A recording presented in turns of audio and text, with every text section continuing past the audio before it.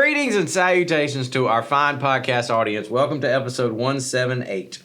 We made it. And we are recording this ahead of time, but it drops on July the 4th. So should we say Happy July 4th to the folks?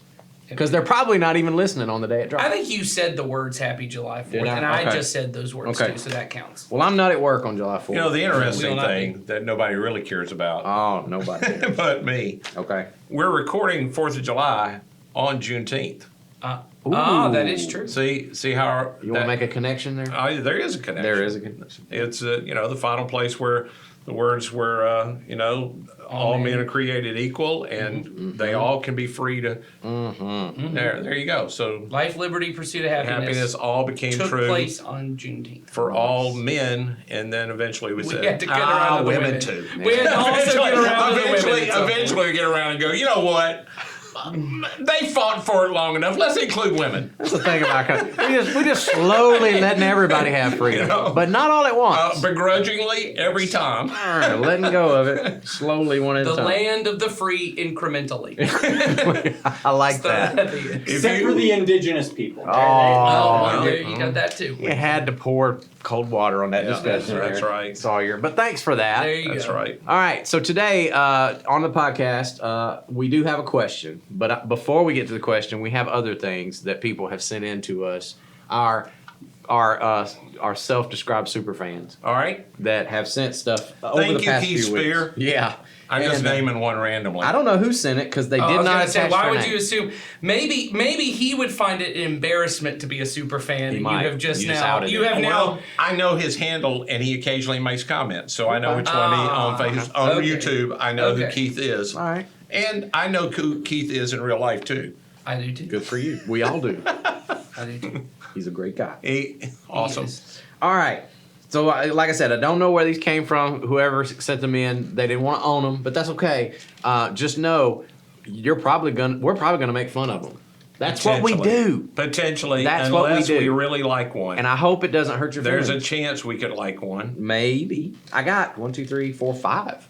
Okay. I have 5, and I'll go one at a time. From the same person? 4 came in all at once, and then 1 came in by itself. Oh. That's all I can say. All right. So, here's the first one. Perfectly imperfect. So it'd be the Perfectly Imperfect podcast. Yeah.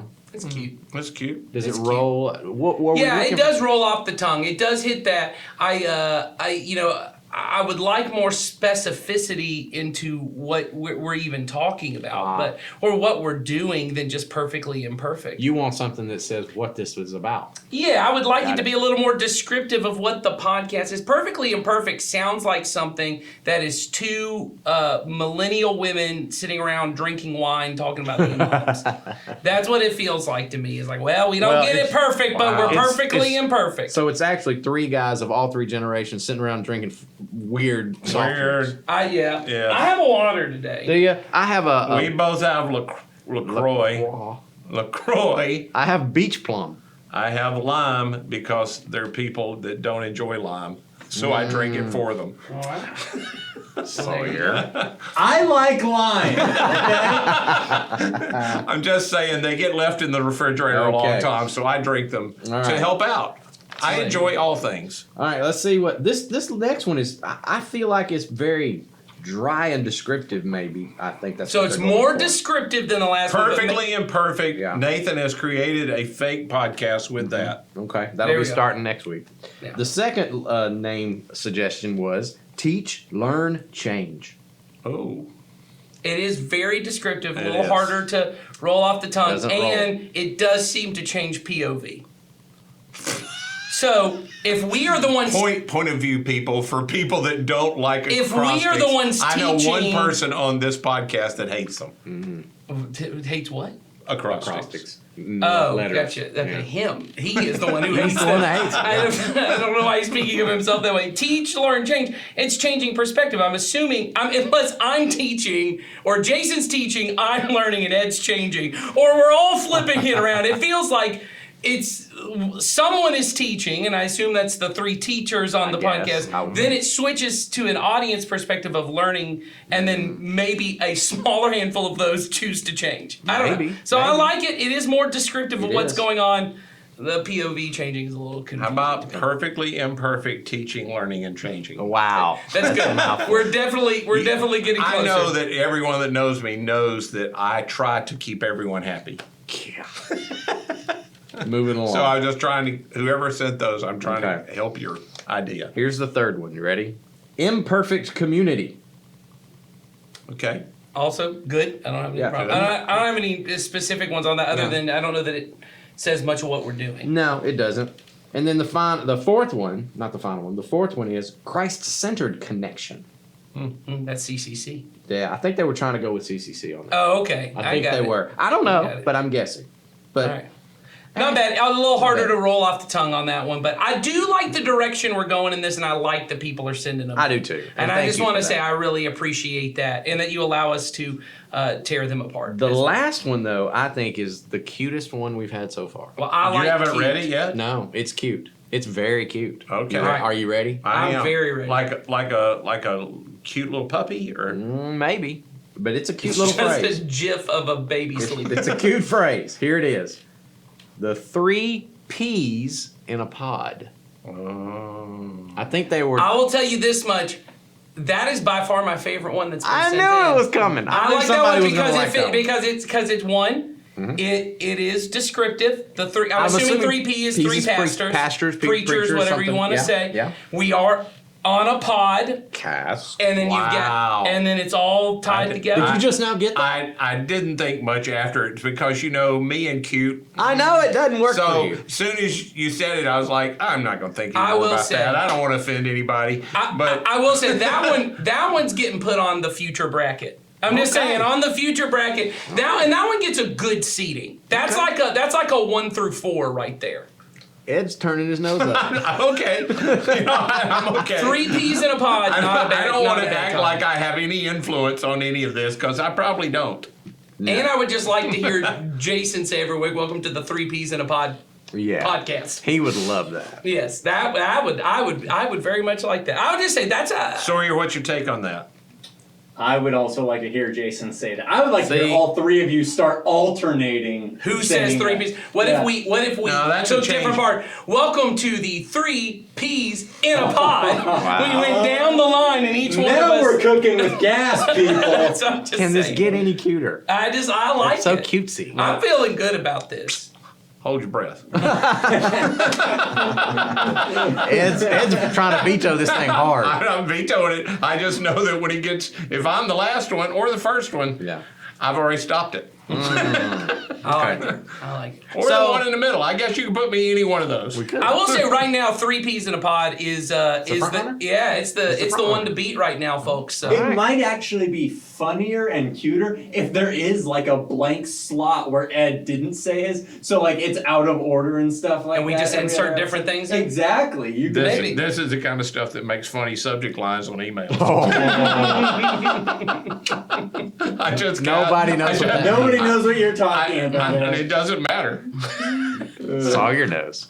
We're making fun of Sawyer right now. So, okay, so keep sending them in because yours might move up to the top of the list like 3 peas in a pod, and Yeah. you might find it. We'll get to see it. That's right. And remember, Nathan likes cutesy titles. I do. I like cutesy and descriptive, and that one's checking all the boxes. It's getting I say we just go with it. no, No, I want to see what else. Oh, the we're not super ready fans yet. give All us. right. They're- You didn't think super fans would even send anything in. We don't know that there's but one person. We know there's one That's person. all that matters. We've already gotten- We don't super fan. That's all that matters. And they've been able to take up 15 minutes. Of I was about to time. say they have helped us program a whole And episode. our viewership is going. So should we get to the question? Is that what you mean? I guess. All right, we do have a question this week. Ed is correct. People are here for our expertise. Yes, they are. Teach, learn. People aren't here to Change. hear us make funny jokes. They're here Here's, for our experts. you ready for the question? This is a unique one. I haven't had this one come by our podcast feed yet. So this one's new. Here's the question. When it says God said in the Bible, or when it says that God said something in the Bible, and it doesn't come from Jesus or a prophet, how did that writer know that? So here's what I'm assuming the questioner is asking. Anytime you're reading the scriptures, like for instance, in the book of Genesis, God said, "Let there be light," and there was light. I guess the legitimate question is, that person obviously wasn't around to hear that. So What we know is there was no person around to hear it. exactly. So how do we know, or how did that person know who wrote that down, that that was what God said? That's a very thoughtful question. Classically, you would say that came about by inspiration. Correct. Yes. Now, do we need to define inspiration? I Sure. feel like we do. Okay, Sure. go for it. I'm happy What for I Jason. meant by it when I Well- said it is that God directed the person. Yeah. God gave the person that thought about what happened at creation, of how it went down. Again, classically, I'll just say I'm not sure. I continue to think this. So this is now. I can just be heretical as I want to be, because who knows? I ain't got that much longer. That makes What it they fun. gonna do? Fire me? Well, yeah, I'm retiring right. at some point. So anyway, classically, you'd say Moses was inspired to write that. Exactly. Yes. Oh, sure. Yeah. That I Moses. didn't know where he was going with this. That when he there's a- started by, No one I knows- don't know what I think anymore. I'm going to be heretical here. And I'm like, where is Well, he going with there are this? certainly people that when you say Yes. you don't believe maybe Moses wrote Sure. the book of Genesis, Yeah. that you're heretical. That's I'm true. not confident I believe that anymore. Yes, I would agree on not confident. So, but I'm not confident who wrote it. Yeah. So anyway, that it was inspiration means that the writer of the book was moved by God to write those words. That's right. Now it doesn't mean mechanically they were moved by God to do that kind of thing. That they're, again, the way I was taught was that the Bible is a work of divine and human creation. That humans are working with God to create the book. Yes. Now, that's not what everybody means by that. No. There are people that believe in what's called sort of mechanical inspiration, and some people think this is the way it happened, that God inspired and my hand starts moving and I start writing and it all comes out and I go, wow, look at that. Right. Yeah. For me, that I have a problem with that view, because there's so many things in Scripture that I think would challenge that. Me too. So, for me, I couldn't hold to that one. No, because the God who is revealed in what is inspired to me, that God is a cooperative God. He's constantly wanting to cooperate with human beings, even in the beginning. I mean, he creates the garden, and then one of the things that is revealed is he gave man the right to name the animals, and said, and whatever the man said, that's what they were called. Exactly. So God God certainly could have named them all and just said, that's that, Yes. Yep. and it would have probably been better than Duck-billed platypus. Yep. So I always go back, when I think about this question, I always go back to, there are some things written in Scripture that cause us to wonder, did God really say that? Because, and it goes back to what we've talked about in this podcast before, is when people ask questions about the Bible, we often will say, interpret through the lens of Jesus. And so I think, and I've mentioned this author before, Greg Boyd has written a book recently about the inspiration of the Bible and how he sort of sees that. That's imperfect perfection, or perfect. Inspired imperfection. Inspired imperfection. Inspired imperfection. And the way he takes it from is, there are things in the Bible that are imperfect, in the sense that there are some things that seem to endorse sinful things, and there are some things that endorse violent acts and then get attributed to God. And the way he talks about that is, it may not necessarily be something that God directly said, but that someone who decided on their own that this was something God would have endorsed, and then therefore they put the tag of God on it. And so and of course the way he resolves all of that is to say, filter everything, like we say, through the lens of Jesus. Does it fit the picture of God revealed in Jesus? If not, then you may have one of those instances on your hands. So for me, I tend to land on that side of it. Of it for inspiration. Yes. Yeah. if that makes sense. Mm-hmm. So, but yeah, that's all I can say about that. Yeah. And I'm guessing, I was trying to sit here and think while when the question was first asked, I can't think of one of these in the New Testament. You know, where it says, True. I think these mostly, but maybe the person will write back and tell us where God said something, but there's not a person there to note it. Yeah. Unless you're counting the instances in the Gospels where, you know, like the Transfiguration, where God speaks, and But there Peter, was somebody there. James, and John are there. yeah, Well, but then there's that time where it says everyone heard it like thunder. But even that, Jesus would have heard it. Maybe Jesus translated it to everyone else. Yeah. So, you know, Well, it says some of them heard it like thunder. true. Yeah, I don't know. This part doesn't bother me as much, I guess, as it probably does other people. I do believe that the Bible is inspired, and I believe it's inspired by God. Yeah, I believe God is absolutely. at work in what it is. I also agree to filter everything through Jesus. And so I don't know any of those in particular instances. It either means I understand this situation incorrectly, right? And so you gave like one possible explanation of what it is, right? That it was these things were attributed to God, but it wasn't really what God meant. So that might be one way that I'm misunderstanding it. Yeah. It may be that I misunderstand something about Jesus, because there's a lot I currently That's misunderstand right. about Jesus. So even filtering things through the lens of Jesus, there may be baggage I am attributing to Jesus that is not true of Jesus. True. There may be things that I look at in all throughout and say, well, I can't believe in a Jesus who would this. Well, you just may not be believing fully in Jesus. I do believe Jesus is the perfect representation of what God is like. So when I see Jesus, I see what God is like. I do not believe that my interpretation of what I see of Jesus is perfectly what Jesus is, Right. and what God is. That's so right. it's possible that all of these things, what I believe is, I believe Jesus seemed to believe that the scriptures were inspired, that they For sure. revealed something about the nature of God that was important, including all the Old Testament things. And so I tend to just follow, and when I have questions, not let them derail me from what I know to be true about Jesus. There are things I wrestle with. There are things I look at and go, I'm not sure. But what I see to be true and what I've experienced in my life and what I see to be true in the lives of other people who follow help me figure that out. So I agree.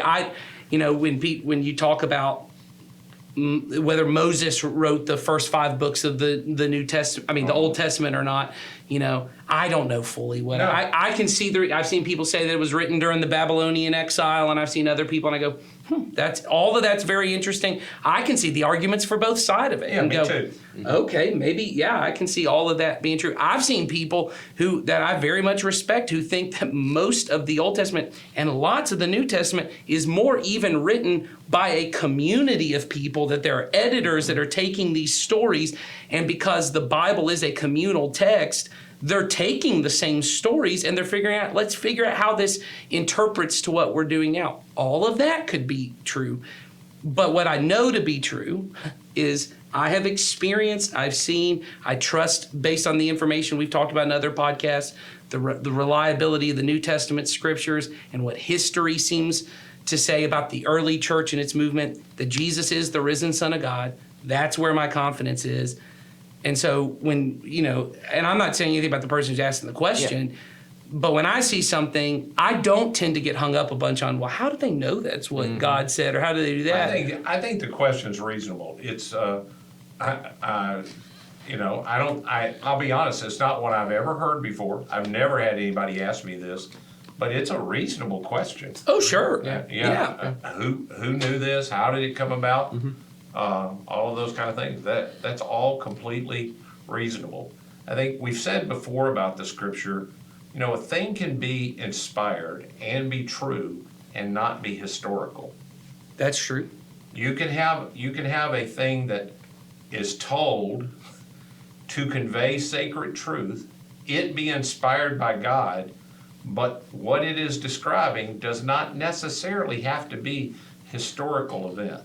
Sure. Parable of the Good Samaritan. We have Yeah. no evidence. Maybe Or that's a real story Jesus is telling. Lazarus and the rich man, Right. Or yes. Jonah. or Jonah, Or yeah, those. But I mean, or we know. or Job. Or Yes. Job. You know, all of Yes. those are still not, No, they're in a people- lot of scholars' mind, not No, 100% sure. That's exactly right. They are conveying sacred truth. Mm-hmm. Jesus used them as sacred truth. Yes. But we all in messages use things that are not necessarily truth, but we use them to convey truth. Sure.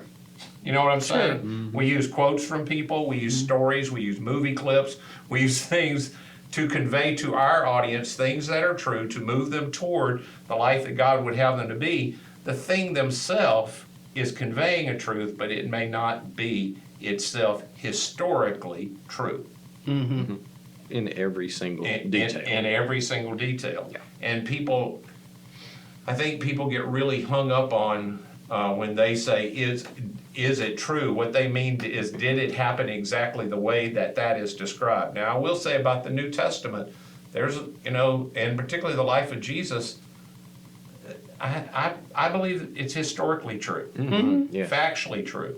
And so there's really not an open debate among any respected scholars. There was when I was younger was there even a person named Jesus that was really alive? That was such a fringe thing. But even one of the biggest atheistic scholars, and I can't think of it, Bart Ehrman. Bart Ehrman. He's still an atheist, and he clearly says, there's definitely a person named Jesus that was alive at the period of time that they, said it all took place. There really isn't much debate about was there that kind of thing take place. Yeah. So I think about those kind of things. That's crystal clear. Your faith is based on that. But it's an ancient document, and it requires a lot of study, and the question you ask, I think, is really valid, and as you can tell, we don't have an answer. And I wouldn't get so super hung up on it. Yeah. It's not, but like you said, definitely something to consider, think Yeah. about, but not something that should derail you. That's right. You know what I mean? Which, there are a few of those in my opinion anyway. So, Sure. Right, that's Yeah. right. So, all right. So I want to say this before we wrap up. We are still waiting on some questions to come in before our next podcast. Maybe we're finished. Maybe. So if you've had something you're just dying to hear about, or you're wondering about and you haven't typed it into the form, go to the description right now, click the link, let us know. So you might be on the very next podcast. There you go. We'll see next time, because I'm at the end of my list. And for those of you who, like I said, want to continue finding cutesy titles for Nathan to enjoy, Yeah. send them in. I So love that. what? What was the name of this one we liked this time? The three Three peas in a pie. Uh-huh. He still doesn't like it. Hey, it's okay. That's It's, fine, grow- it's fine. it's growing on It's me. You growing can on tell Ed. I completely remembered it. Maybe when we come back, it will have fully grown on it. We'll see. Like we don't know. Like a pea grows in a pod. Maybe? No. See y'all next week.